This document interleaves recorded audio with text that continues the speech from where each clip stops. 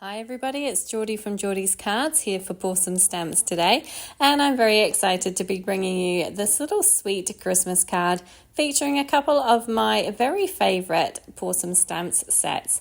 So I have Gingerbread Lane. I bring this one out every year for Christmas. I just adore it. And then I have the Coffee Besties stamp set. I'm just using that little, looks like hot cocoa mug. I also have the Candy Stripes stencil.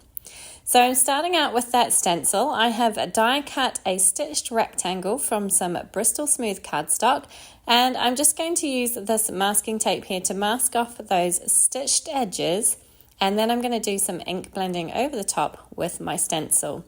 So I like to do this. I just like the look of that kind of stitched edge being completely white. I just think it frames the card up really nicely, and although I'm layering this onto a white card base, so it's not that noticeable, I just really like the look of this. So I often use this technique of masking up that kind of stitch detail around the edge of my stitched rectangle there, and I really like it. So next up, I'm pulling out the Candy Stripes stencil. Again, this is one that's been out for a while, but I really like it. I'm just lining it up, trying to make sure that it's nice and straight with the edges of my card, and I'm going to hold it in place there with my magnets onto my magnetic board here that I use for my ink blending. So I have pulled out the Lumberjack Plaid red Oxide ink here. I haven't used this one very often, but it is a gorgeous rich red. It's very, very Christmassy looking, and I thought it worked perfectly for this card today. So I'm being quite generous with it here, and I'm following the direction of the stripes on my stencil, because this stencil, it can be, it's quite fine, so it can move around a little bit. So I'm trying to follow the lines of the stencil so that it doesn't shift around too much. Obviously, if you have pixie spray or something similar, I would recommend using that. I find it really difficult to get pixie spray over here. I can't seem to find it anywhere, so I don't have any, so I just kind of make do the best I can. Actually, it worked out pretty well. It did shift ever so slightly, but I can cover that bit up with my images when I come to put them down. So here's the fun part, the big reveal. So I'm going to peel up that masking tape, and as I say, you get that nice border of white all the way around the edge, which I really like the look of. So once that is done, I'm going to do a little bit of splattering. So I've got my splatter box here, and I have this Kuretake white ink. It's a opaque white ink. It's probably quite similar to Copic white. And I've just watered it down ever so slightly with some water, and I'm tapping it all over the background there, going quite trigger happy with my tapping. And then I'm pulling out this gold metallic watercolor paint. Again, just added a touch of water to it, and I'm splattering that all over as well, just to add a little bit of shine and shimmery detail, because obviously this is a Christmas card, so a bit of shine is always a good thing on a Christmas card, I think. Again, being quite trigger happy with the tapping there and going all over the place, but I really like the look that this gives. It just adds a little touch of something to the background of what is otherwise a fairly simple card. So you can see all my lovely splatter details there. I'm going to pop this off to the side to dry while I do my colouring. So I've decided to go for pretty traditional Christmas colours in red and green.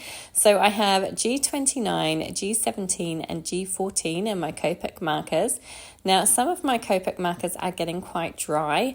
I do have a set of Ohuhus, which I am kind of using more often, but I've decided I want to try and use up my Copics as much as possible before doing like a complete switch over. So I still pull them out on occasion, and I obviously love my Copic markers, but I do just find it becomes rather expensive to refill them all the time, and the Ohuhus are kind of much better value.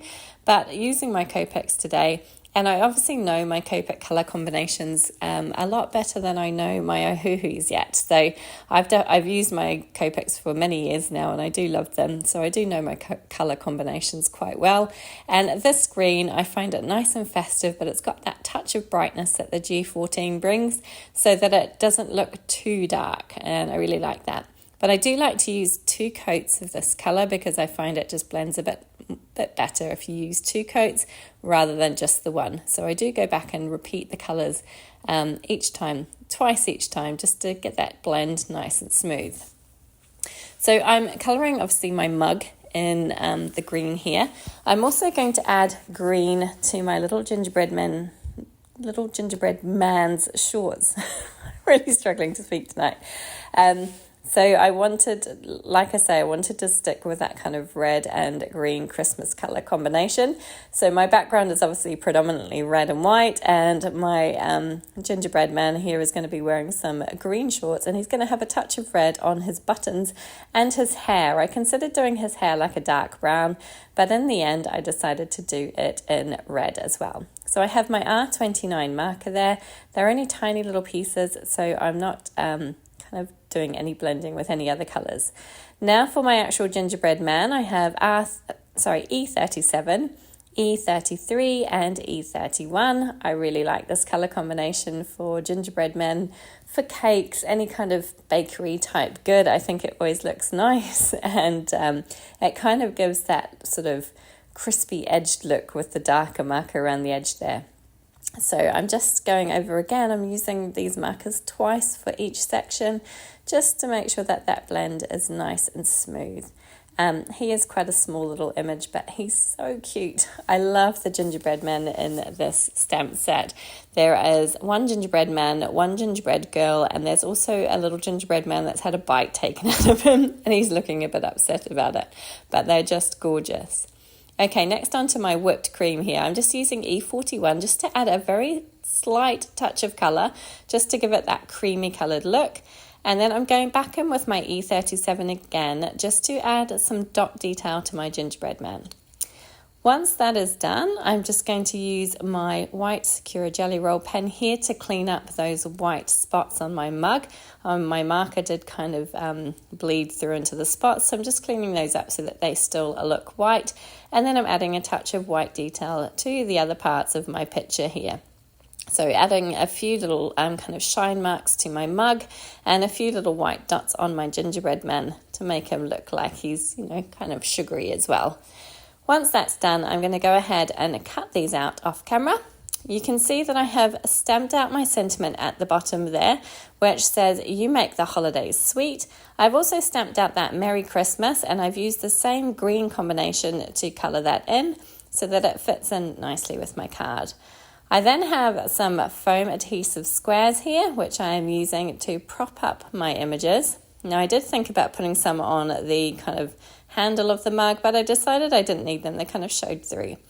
I'm going to add some to the back of my little gingerbread man as well, and then I'm going to figure out the placement of everything. So I do try and get this placed centrally, but it didn't quite go to plan. I ended up pulling it up several times and trying to get it in the right spot. Thankfully, my background didn't rip. I was very lucky. But yeah, I don't know why I couldn't put it in the right spot today for some reason. I just couldn't get it centered. But anyway, I kind of fiddled around with it. I put my gingerbread man down, and then I ended up lifting my mug again after I'd placed my sentiment down. So I glued my sentiment flat up into that top left-hand corner there, so that I've got part of it in the top left and part of it in the bottom right. And then I decided that my mug still was not quite central enough, and I needed to shift it over to the left slightly. So I peeled it up again, and again, thankfully, it kind of was okay, and the background didn't peel or anything.